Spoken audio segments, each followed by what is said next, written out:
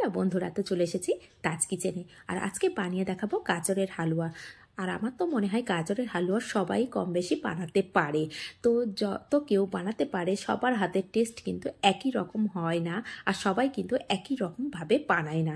সেই জন্য আমি যেভাবে বানাই এটা কিন্তু ভীষণ টেস্টি হয়েছিল বলেই আজ আপনাদের সাথে শেয়ার করছি। একবার হলেও এইভাবে কিন্তু বানিয়ে দেখতে পারেন। তাহলে চলুন কিভাবে বানিয়েছি সেটা দেখা যাক। এটা বানানোর জন্য এখানে আমি 1 কেজি গাজর নিয়েছি, আর এই গাজরের কালারটা একটু ভালো দেখে নিয়েছি। গাজরের কালার যত ভালো হবে হালুয়াটার কালার ততটাই সুন্দর হবে। তো আগে থেকে ভালো করে ধুয়ে রেখেছিলাম, ধুয়ে উপরের খোসাটাকে বাদ দিলাম, দিয়ে পিছনের দিকে যে সরু অংশটা আছে সেটাও কেটে বাদ দিয়েছি। আর এখানে একটি গ্রেটার নিয়েছি। এই গ্রেটারের কিন্তু 3 দিকে ছিদ্র আছে, একটা মিডিয়াম আছে, একটা বড় আছে, আর একদম একটা ছোট আছে। তো সেই একদম যেটা ছোট ছিদ্র আছে সেই দিক দিয়ে কিন্তু আমি গ্রেট করে নিচ্ছি।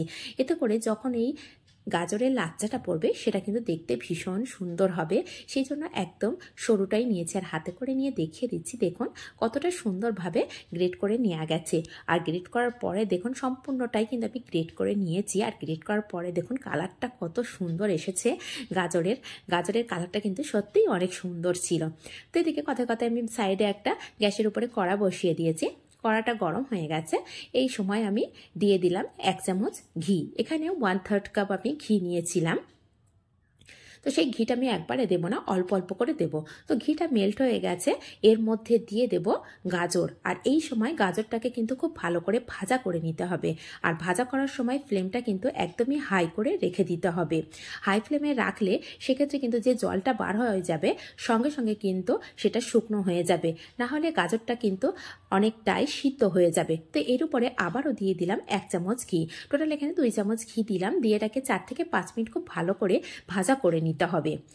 আর এখানে দিয়ে দেব সামান্য পরিমাণে একটু লবণ। লবণটা একটু খেয়াল করে দিতে হবে যেন লবণের পরিমাণটা বেশি না হয়ে যায়। বেশি হয়ে গেলে সেক্ষেত্রে টেস্ট বেশি লাগবে না, সেই জন্য লবণটা অবশ্যই খেয়াল করে দিতে হবে। তো দেওয়ার পরে কিন্তু আরও 4 থেকে 5 মিনিট এইভাবে ভাজা করে নিয়েছি ঘিয়ের সঙ্গে, আর লবণ দিয়ে গাজরটাকে খুব ভালো করে ভাজা করে নিয়েছিলাম। আর এখানে নিয়েছি মেজারিং কাপের 1 কাপ চিনি। তো চিনিটা আমি এখানে 3 ভাগের 1 ভাগ রেখে দিয়েছি, বাকিটা কিন্তু আমি দিয়ে দিয়েছি। দিয়ে এটাকে চিনিটা ভালো করে মেল্ট হতে দেব, আর ভালো করে এইভাবে মিশিয়ে নিচ্ছি। মেশাতে মেশাতে কিন্তু মেল্ট হয়ে যাচ্ছে। আর এখনও কিন্তু ফ্লেমটা একভাবেই আমি হাই ফ্লেমে রেখেছি, একদম কিন্তু মিডিয়াম বা লো ফ্লেমে রাখছি না। সেক্ষেত্রে গাজরের কালারটা চেঞ্জ হয়ে যাবে, গাজরটা বেশি সিদ্ধ হয়ে যাবে, সেক্ষেত্রে খেতে খুব বেশি টেস্ট লাগবে না।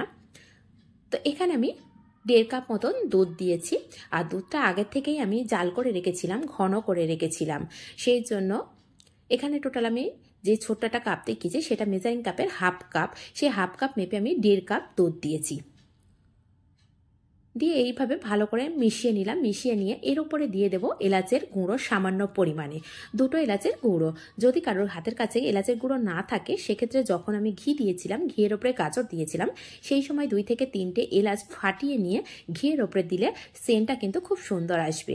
তো মিষ্টিটা একটু টেস্ট করে দেখলাম, হালকা একটু কম লাগলো আমার কাছে, সেই জন্য আরও 1 চামচ মতো চিনি দিয়েছি। আর বাকি চিনিটা আমি কিন্তু আর দেবো না। চিনিটা কিন্তু আপনারা যে যেমন পছন্দ করেন সেই পরিমাণে দিয়ে নেবেন।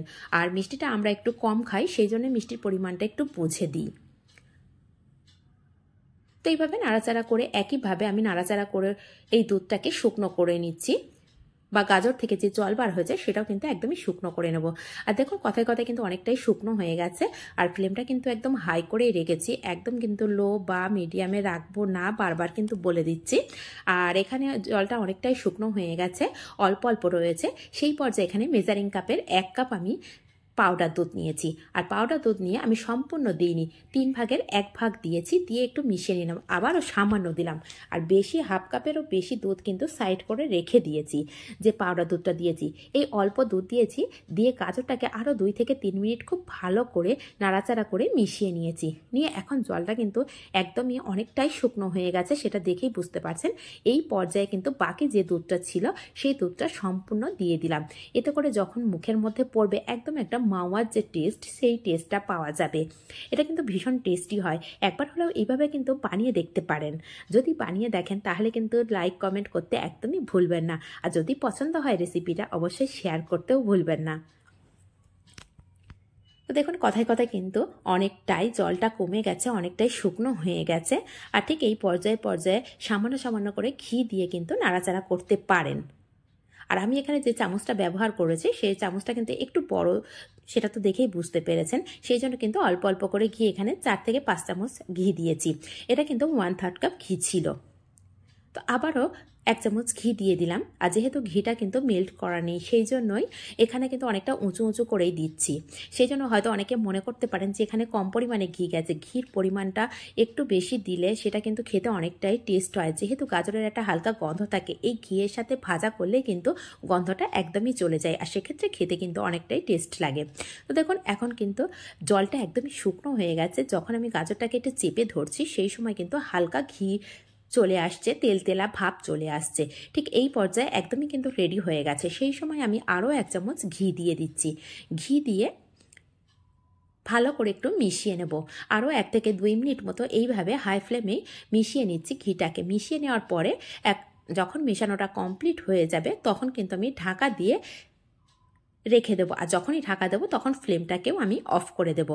অফ করে দিয়ে ঢাকাটা দেবো। এর কারণ হচ্ছে ঘিয়ের যে ফ্লেভারটা আছে সেটা এই হালুয়ার মধ্যে সম্পূর্ণ চলে আসবে। আর কালারটাকে দেখিয়ে দিচ্ছি, দেখুন কালারটা কতটা সুন্দর এসেছে সেটা দেখেই বুঝতে পারছেন। আর যদি আমি ঢাকনা দিয়ে সম্পূর্ণ হালুয়াটা রান্না করতাম কালারটা কিন্তু অনেকটাই চেঞ্জ হয়ে যেত।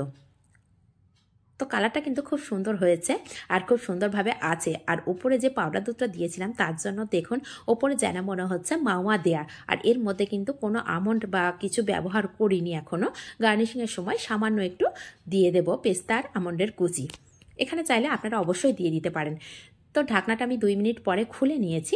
খুলে নিয়ে আপনাদের সামনে সার্ভ করে দেখাচ্ছি। তো রেসিপিটা কেমন হচ্ছে অবশ্যই কিন্তু কমেন্ট করতে ভুলবেন না। আর যদি ভালো লাগে তাহলে কিন্তু অবশ্যই লাইক করবেন, কমেন্ট করবেন। আর নিত্য নতুন রেসিপি পেতে প্লিজ চ্যানেলটিকে একটা সাবস্ক্রাইব করে পাশে থাকা বেল আইকনটি প্রেস করে রাখবেন। যখনই কোনো নতুন রেসিপি আপলোড করব সবার আগে আপনাদের কাছে পৌঁছে যাবে। আর দেখুন দেখতেও যেমন সুন্দর হয়েছে, খেতেও ভীষণ টেস্ট হয়েছে। তাহলে আজ এই পর্যন্ত, আবার আসবো অন্য কোনো রেসিপি নিয়ে।